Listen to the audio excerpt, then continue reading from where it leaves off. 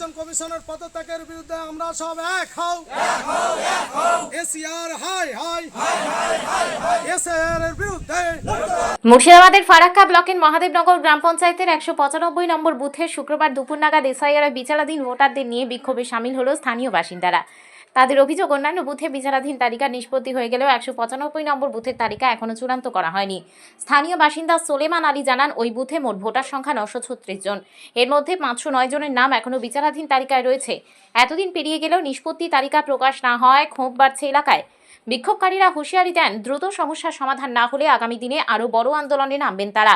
অন্যদিকে বিষয়টি নিয়ে বিএলও নাসিমা খাতুন জানান, বিচারাধীন ভোটারদের সংক্রান্ত সমস্ত প্রক্রিয়া নিয়ম মেনেই সম্পন্ন করা হয়েছে। তিনি আরও বলেন, বিষয়টি ঊর্ধ্বতন কর্তৃপক্ষের নজরে রয়েছে এবং অন্যান্য বুথের মতোই খুব শীঘ্রই 195 নম্বর বুথে নিষ্পত্তি তালিকাও প্রকাশিত হবে বলে আশা করা হচ্ছে। আমাদের সমস্যা হলো, আমাদের যেসব অ্যাডজুডিকেশনে পড়ে আছি আমরা, এদের লিস্ট, আমাদের লিস্ট 6 তারিখের কথা। 6 তারিখ গিয়ে 7, 8, 9, 10, আজকে 10 তারিখ। আমরা এই লিস্ট আসবে, দেখা গেল যে আমরা ডিলিটের মধ্যে পড়ে গেলাম।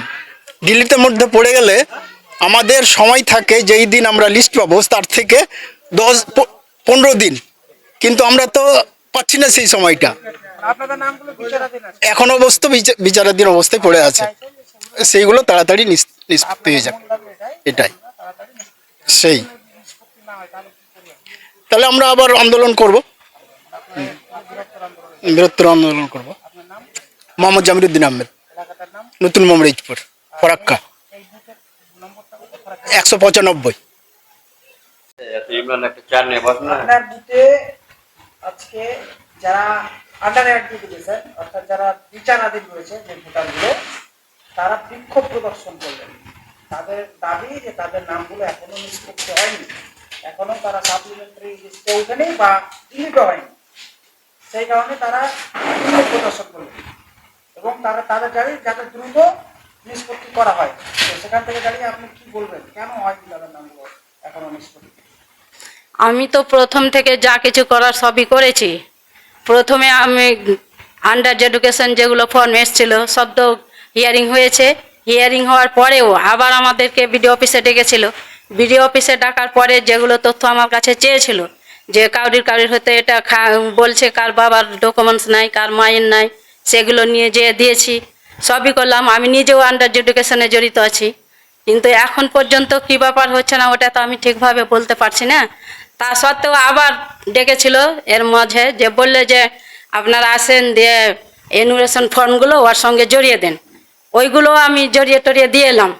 তারপরেও দেখছি সব কাজ হয়ে যাচ্ছে ঠিকঠাক, কিন্তু আমার বুথের যে কি হয়েছে সবাইকে জিজ্ঞেস করছি যে কি ব্যাপার, সবই তো হয়েছে, আমার বুথের কেন হয় না? তো বলছে আস্তে আস্তে করছে, সব পার্টে তো আর একসঙ্গে হবে না। তো আস্তে আস্তে করছে বলতে জায়গা হয়েছে, তবে আমারটাও হবে এই আশাতে আমি আছি। যেদিন দেখছি 6 তারিখ হয়ে গেল, সেদিন দেখছি আমার পার্টে কিন্তু নিষ্পত্তি হচ্ছে না, পাচ্ছি না আমি। তো কি করব? তখন আমি ওখানে আবার ফোন করে জানলাম যে এই ব্যাপার তো সব পার্টের হয়ে যাচ্ছে, 596 পার্টের, 196 পার্টের হয়ে গেল, 197 পার্টের হয়ে গেল, কিন্তু আমি ওখানে 195 পার্ট, তো আমারটা কি ব্যাপার বের হচ্ছে না। তো বললাম, তো বলছে যে না, সবারই হয়ে যাবে, করেন, ধৈর্য ধরেন, সবাই পাবে, সবারই হবে, আপনারটাও হবে, আপনারটা কি বাকি থাকবে, আপনারটাও হবে। কিন্তু এখন পর্যন্ত দেখেই যাচ্ছি যে সাপ্লিমেন্টারি আমার প্রকাশ হচ্ছে না। আজকের খবর যেটা পেলাম যে বলছে যে ওটা বিচারাধীন হয়ে গেছে সব কিছুই, কিন্তু এখন কি ব্যাপার ওটা ছাড়ছে না, ওখান থেকে ছাড়লেই সেটা দিয়ে দেবে। হ্যাঁ হ্যাঁ, পুরোটা বিচারাধীন হয়ে গেছে, এখন এটা ইলেকশন কমিশনের কাছে আছে, ওটা ছাড়ছে আস্তে আস্তে, এটাও হয়ে যাবে এরকম আশাবাদী দিয়েছে। করে দিয়েছে, আমার যেটা কাজ করার আমি সব কিছুই করে দিয়েছি। আমার নাম নাসিমা খাতুন। আমি 195 পার্টের বিএলও, গোপালনগর প্রাইমারি স্কুলের প্যারা টিচার।